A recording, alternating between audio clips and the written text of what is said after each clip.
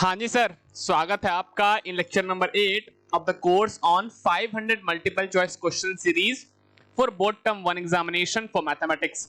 Lecture number 7 के अंदर हमने आपके साथ डिस्कशन करा था इस प्रॉब्लम के बारे में जो केस स्टडी से रिलेटेड था, ठीक है ना।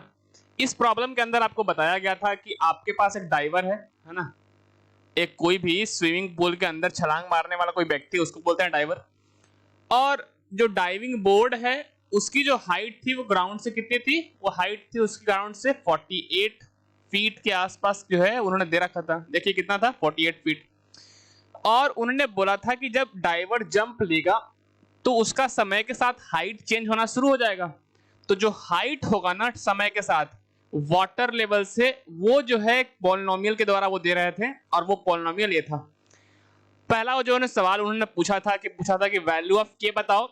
तो हमने कैसे सॉल्व किया था, हमने उसको कि चूंकि height as a function of time है, तो जब तक हम एक टाइम ऐसा जरूर ना कैलकुलेट कर लें जहां पे हमें उसकी हाइट पता हो, तब तक हम के की वैल्यू नहीं निकाल सकते थे। तो हमने उस सवाल में आपके साथ किया क्या था कि हमने बोला था कि देखो t इज इक्वल टू 0 पे, at t is equal to 0 जो हाइट आएगी उसकी वो आएगी 48 के बराबर। तो वहीं से हमने निकाला था के की वैल्यू, की के की वैल्यू कितनी आ जाएगी, 48। फिर जो दूसरा सवाल हमने आपके साथ डिस्कस किया था उसका ये था कि किस, है ना, at what time she will touch the water in the pool, कि किस टाइम पे फाइनली वो जंप करने के बाद वो सिंपली जाकर स्विमिंग पूल में गिरेगी या फिर गिरेगा वो diver, depending upon the gender of the diver, वो कितने समय लगाएगा पानी के अंदर जो है वो जाकर के डाइव मारने में। तो हमने इसके लिए कॉन्सेप्ट कौन सा यूज किया था कि जब डाइवर जो है, मैं फटाफट इसको रिवाइज करा दे रहा हूं आपको, कि when diver will fall into swimming pool, तो हमने कॉन्सेप्ट यूज किया था कि जब फाइनली वो स्विमिंग पूल में गिर गया है और हम हाइट मेजर कर रहे हैं स्विमिंग पूल से ही, तो जब फाइनली कोई ऑब्जेक्ट स्विमिंग पूल में आके ही गिर गया और हम हाइट स्विमिंग पूल से ही मेजर कर रहे हैं, तो जिस टाइम पे फाइनली वो आया होगा उस समय पे उसकी हाइट क्या रही होगी, 0। और हमने आपको उसी के साथ सॉल्व किया था और वहां से हमने टाइम की वैल्यू निकाली थी किसके बराबर, 2 सेकंड के बराबर। जिसको डिटेल्ड एक्सप्लेनेशन देखना है वो हमने लेक्चर नंबर 7 के अंदर जो है वो डिस्कस करके रखा था। आज हम डिस्कस कर रहे हैं लेक्चर नंबर 8 के अंदर, और इसी केस स्टडी से रिलेटेड प्रॉब्लम जो है हम आज डिस्कस करने वाले हैं। वैसे हालांकि इन प्रॉब्लम्स के अंदर आपको कुछ ज्यादा जरूरत पड़ेगी नहीं केस स्टडी की, ये सब प्योर क्वेश्चन से पॉलिनोमियल्स के, जो आप बिना इस केस स्टडी को देखे हुए भी कर सकते थे। फिलहाल आइए हम डिस्कस करते हैं। क्वेश्चन नंबर है आपके पास 43 इस केस स्टडी का, ना 41 से शुरू हुआ था, ये 43 वाला जो है वो केस स्टडी का प्रॉब्लम है।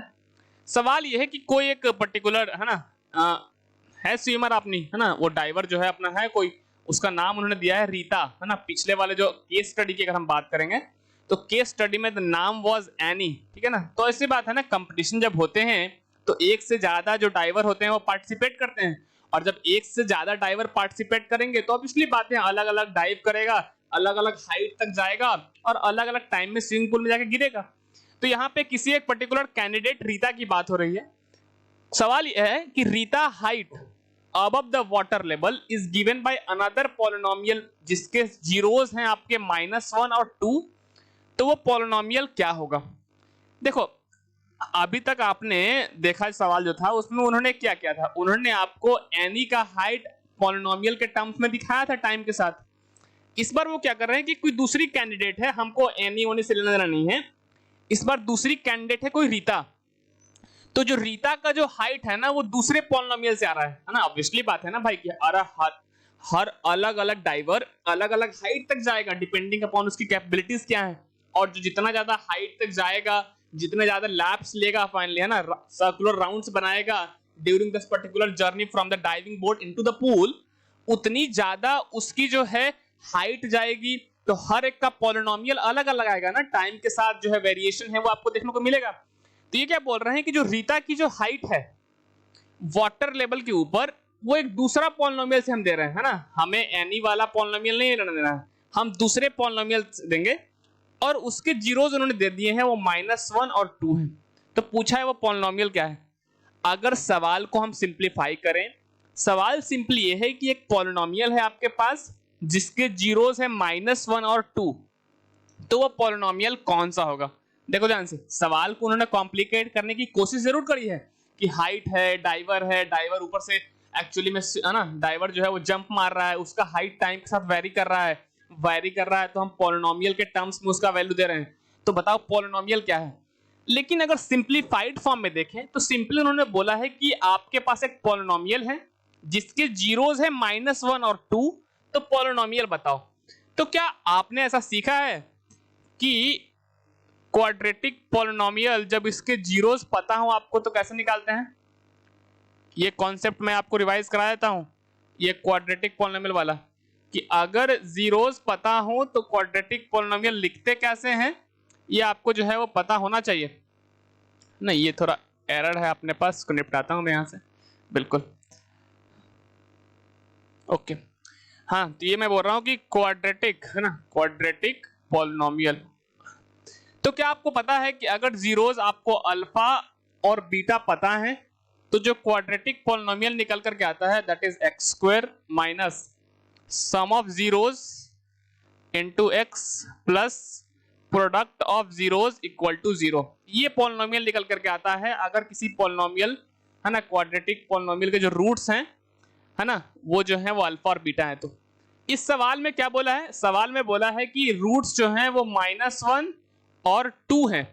तो देखो ध्यान से, अगर -1 और 2 हैं तो हम निकाल सकते हैं क्या, सम ऑफ रूट्स। बिल्कुल, तो सम ऑफ रूट्स निकालने जाओगे तो -1 और 2, तो -1 + 2 करने पे कितना आ जाएगा 1। अच्छा, सम ऑफ रूट्स निकल गया।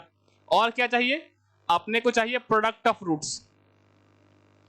प्रोडक्ट ऑफ रूट्स कितना आ जाएगा, तो एक है रूट -1, दूसरा है 2, तो प्रोडक्ट करने पे आ जाएगा -2।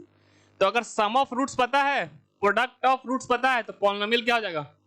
देखो ध्यान से, हम पॉलिनोमियल इक्वेशन की बात नहीं कर रहे हैं, हम पॉलिनोमियल की बात कर रहे हैं। तो पॉलिनोमियल जो है, जो उन्होंने बोला था पीटी, वो आ जाएगा। देखो ध्यान से, क्योंकि हम इस बार पॉलिनोमियल टी के टर्म्स में लिख रहे हैं, तो जहां जहां हम एक्स यहाँ पे यूज किए वहां टी पहले यूज करेंगे। तो पॉलिनोमियल हो जाएगा T square minus sum of roots कितना है 1, तो -t plus product of roots, product of root कितना है -2, तो T square minus T minus 2 आपका जो है वो पॉलिनोमियल आ जाएगा। आई बात समझ में आता है। तो अगर आप देखें तो क्या आपके पास कोई ऐसा ऑप्शन है जिसके T square minus T minus 2 आ रहा हो। देखो ध्यान से, ये T square plus T minus 2 आ रहा है, नहीं गलत है sir, T square minus T minus 2 चाहिए। दूसरा वाला देखो, T square plus 2t minus 1, ये भी नहीं है अपने पास, साइन का बहुत ध्यान रखिएगा, ये भी नहीं है। क्या आपको ये कॉन्सेप्ट पता है कि अगर हम पॉलिनोमियल के अगर हम किसी कांस्टेंट से मल्टीप्लाई कर दें तब भी रूट जो है वो सेम होता है। तो ये जो ऑप्शन सी और ऑप्शन अगर डी देखेंगे आप, ठीक है ना, तो उसके अंदर उन्होंने किया क्या है, एक में है ना, एक में जो है वो 24 का फैक्टर आपको दिख रहा होगा और दूसरे में -24 का फैक्टर दिख रहा होगा। तो अगर हम अपने पॉलिनोमियल के अंदर 24 मल्टीप्लाई करें तो देखते हैं क्या आता है। तो ये आ जाएगा 24t स्क्वायर -24t -48 आ रहा है। क्या अपना ये पॉलिनोमियल आपको ऑप्शन में दिख रहा है क्या, नहीं, ये भी नहीं दिख रहा है, क्योंकि 24t स्क्वायर -24t -48 है। यहाँ पे 24t स्क्वायर -24t तो है, बट यहाँ पे प्लस का 8 है, तो ये भी क्या हो जाएगा, अपना पॉलिनोमियल नहीं होगा। ये साइन का बहुत बड़ा गेम है, ध्यान रखना है इसका। अच्छा, चौथे की बात करते हैं, अगर -24 से मल्टीप्लाई करूंगा तो क्या आएगा, तो -24t स्क्वायर माइनस और माइनस प्लस हो जाएगा, तो प्लस का 24t और -2 इंटू -24 कितना आ जाएगा, प्लस का 48। Yes, this is the polynomial which you wanted. तो ऑप्शन नंबर 4 वो पॉलिनोमियल जो हमें प्रोवाइड कर रहा है। तो ऑप्शन डी क्या हो जाएगा करेक्ट। कभी कभी बच्चे जल्दबाजी में जो पहला वाला पॉलिनोमियल है ना, वो साइन वन नहीं देखते -t -2, वो सीधा पहले वाले ऑप्शन को निपटा देते हैं। तो देखिएगा कि पॉलिनोमियल क्या आपको डायरेक्टली मैच कर रहा है क्या साइन के साथ, या फिर कांस्टेंट मल्टीप्लाई करके ऑप्शन में पॉलिनोमियल दिया गया है। अगर ऐसा है तो आप उसको देख लीजिएगा, आप उसको सॉल्व कर सकते हैं। बिल्कुल, अगले सवाल के ऊपर मूव करते हैं। सवाल यह है कि एक पॉलिनोमियल है क्यूटी जिसके सम ऑफ जीरोस 1 दिए हुए हैं और प्रोडक्ट ऑफ 0 ये दिया हुआ है, और वो अनु की हाइट जो है ना वो बता रहा है। देखो, पहले वाले में एनी थी, फिर रीता की हाइट पॉलिनोमियल के टर्म्स में दिया गया। अब जो है वो बात कर रहे हैं किसके बारे में, कोई दूसरी कैंडिडेट है अनु, उसके बारे में बात कर रहे हैं। देखो, कैंडिडेट कोई भी हो, चूंकि अपने को पॉलिनोमियल निकालना है तो सम ऑफ जीरोस और प्रोडक्ट ऑफ 0 से मतलब होना चाहिए। तो सम ऑफ जीरोस 1 दिया और प्रोडक्ट ऑफ 0 कितना दिया -0, है ना। तो क्या हम पॉलिनोमियल निकाल सकते हैं क्या, बिल्कुल निकाल सकते हैं। तो अगर आपको बोला गया है कि सम ऑफ जीरोस जो है वो कितना है -1 है, और जो प्रोडक्ट है प्रोडक्ट ऑफ जीरोस की अगर हम बात करें और जो 6 दिया हुआ है आपको, तो हम पॉलिनोमियल लिख सकते हैं ना x, है ना, चूंकि t के टर्म से पॉलिनोमियल लिखना है तो ts, है ना, यहाँ पे लिख देता हूँ pt, है ना, चूंकि उन्होंने बोला qt शायद बोला ना, देखो जो भी बोला है वो देख लेना, है ना। यहाँ पे क्या बोला गया, बिल्कुल यहाँ पे q2 की बात करी है, तो चलिए qt से हम उसको डिनोट कर देते हैं। तो जो qt होगा वो क्या आ जाएगा, T square minus sum of roots, तो सम ऑफ रूट्स कितना है -1t plus product of roots कितना है 6। ओके, ये क्या बन जाएगा, T square plus T plus 6। क्या ऐसा ऑप्शन आपको दिख रहा है, क्या ऑप्शन में T square plus T plus 6? Yes it is, पहला जो ऑप्शन है। एक मिनट, हमने कुछ गड़बड़ कर दी क्या, हमने सम ऑफ जीरोस -1 ले लिया। अच्छा ये गड़बड़ है, सम ऑफ जीरोस वहां +1 दिया हुआ था और प्रोडक्ट ऑफ जीरोस -6 था। तब अगर आप देखोगे तब थोड़ा सा आपको पॉलिनोमियल चेंज करना पड़ जाएगा। ये पॉलिनोमियल आपका नहीं होगा, आपका जो पॉलिनोमियल होगा कुछ ऐसा आएगा, T square minus sum of roots, sum of roots उन्होंने 1 दिया था ना, मैंने गलती से इस बार -1 ले लिया था, plus product of zeros, product of zeros कितना दिया है -6। तो देख लीजिएगा सवाल के अंदर जो गलती मैंने करी है कम से कम वो आप ना करें। तो ये आ रहा है अपना T square minus T minus 6। तो क्या ये डायरेक्टली दिख रहा है क्या, नहीं, T square plus T plus 6 था, गलत, T square minus T minus 6 चाहिए। तो अगर आप देखेंगे तो यहाँ पे टी स्क्वायर माइनस टी नहीं, यहाँ पे प्लस टी है, तो ये भी गलत, ये अच्छा अब दूसरे से पहले वाले सवाल में देखा था आपने, एक पर्टिकुलर कांस्टेंट से मल्टीप्लाई करने पे मैच कर रहा था, इस बार वो फैक्टर 8 का दिख रहा है आपको, बिल्कुल, तो 8 मल्टीप्लाई करके देखो क्या आता है। तो अगर 8 मल्टीप्लाई करोगे इसमें तो आपको दिखेगा कि एक्चुअली में 8t square minus 8t minus का 48 आ रहा है। क्या ऐसा ऑप्शन है क्या, 8t स्क्वायर माइनस 80 माइनस 48, देखो 8t स्क्वायर माइनस 80 तो है बट प्लस का 48 है तो ये भी गया। अच्छा -8 से मल्टीप्लाई करके देखो तो क्या पॉलिनोमियल आ जाएगा। अच्छा -8 से मल्टीप्लाई करूंगा तो -8t स्क्वायर प्लस 80 प्लस का 48, क्या ये ऑप्शन मैच कर रहा है क्या, माइनस का 80 स्क्वायर प्लस, हाँ ये ऑप्शन मैच कर रहा है। तो हमने यहां से एक चीज सीखी कि आपसे बोर्ड वाले एक काम करा सकते हैं कि अगर पॉलिनोमियल के अंदर रूट्स दे दिया जाए, सम ऑफ रूट्स निकालिए, प्रोडक्ट ऑफ रूट्स निकालिए और एक पॉलिनोमियल निकालो सिंपल फॉर्म में। अगर वो पॉलिनोमियल मैच नहीं कर रहा है क्वेश्चन में डायरेक्टली, तो आप एक कांस्टेंट से मल्टीप्लाई करके देख लो। क्यों, क्योंकि एक कांस्टेंट से मल्टीप्लाई करने पर भी सम ऑफ रूट्स और प्रोडक्ट ऑफ रूट्स नहीं बदलेंगे, क्योंकि जीरोस ही नहीं बदलते ना पॉलिनोमियल के।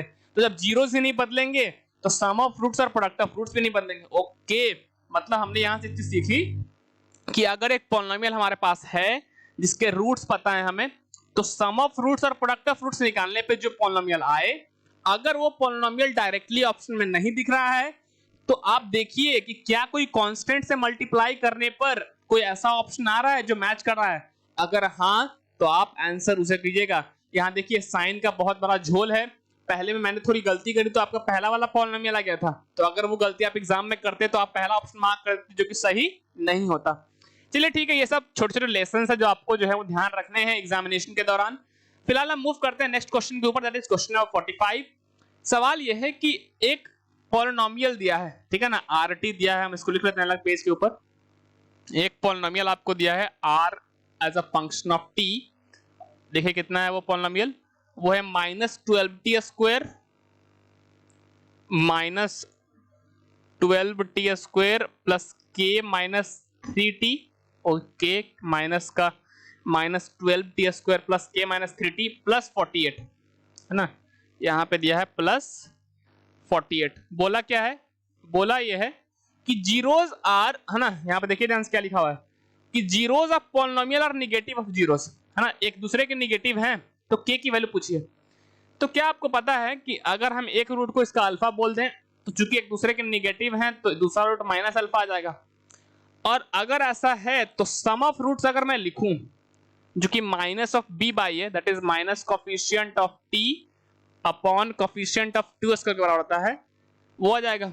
अगर आप गौर से देखें तो एक अगर अल्फा है दूसरा अगर माइनस अल्फा है तो सम ऑफ रूट आपको ये दिखेगा, माइनस माइनस कैंसिल हो जाएगा, so k minus 3 divide by 12 आ जाएगा, और चूंकि अल्फा माइनस अल्फा होकर 0 आ जाएगा, so k minus 3 upon 12 is equal to 0, so k minus 3 is equal to 0, so k की वैल्यू कितनी आ गई, k की वैल्यू आ जाएगी आपकी 3।